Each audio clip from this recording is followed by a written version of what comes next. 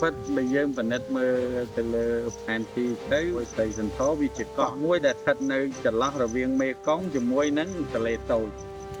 អញ្ចឹងមួយឆ្នោតហ្នឹងគឺកោះធំហ្មង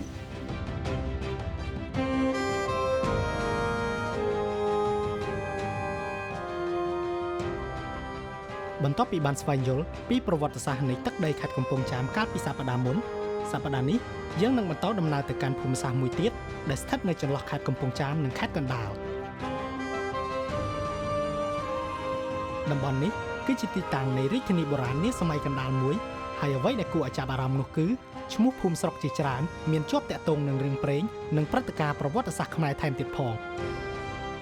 ថាតាអើយកោងមករវាអើយទីទៅនោះថាការខំគឺដីខាងផ្នែកខាងនេះហើយនឹងមកខាងទៀតលវាទេមានន័យថាវាបានពាក់ព័ន្ធទៅនឹងរឿងនិទានបែបប្រវត្តិសាស្ត្រមួយគឺរឿងបាក់សីខាងក្រុង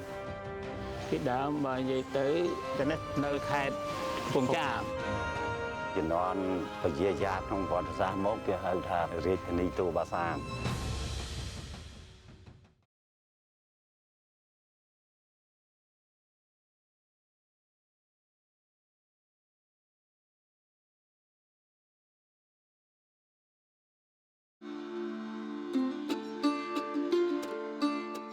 ជំរាបសួរបងប្អូនទាំងអស់គ្នាស្វាគមន៍មកកាន់កម្មវិធីទេសចរផ្សារភ្ជាប់ទឹកដីឥឡូវនេះដែរគឺការធ្វើដំណើរតាមទន្លេមេគង្គរបស់យើងគឺបានមកដល់ចំណុចស្រុកស្រីសន្ធរបាទលោកគ្រូមានការអធិប្បាយអីខ្លះទេពីស្រុកស្រីបាទ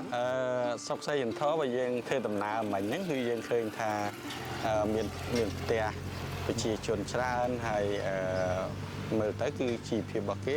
សំរុបណាហើយយើងឃើញមានផ្ទះសំណង់ថ្មណាអញ្ចឹងមានន័យថាតើភូមិស្រុកហ្នឹងហេតុអីបានមានលក្ខណៈធំណាបាទធំពេកចម្រើនមែនទេឃើញថាហេដ្ឋារចនា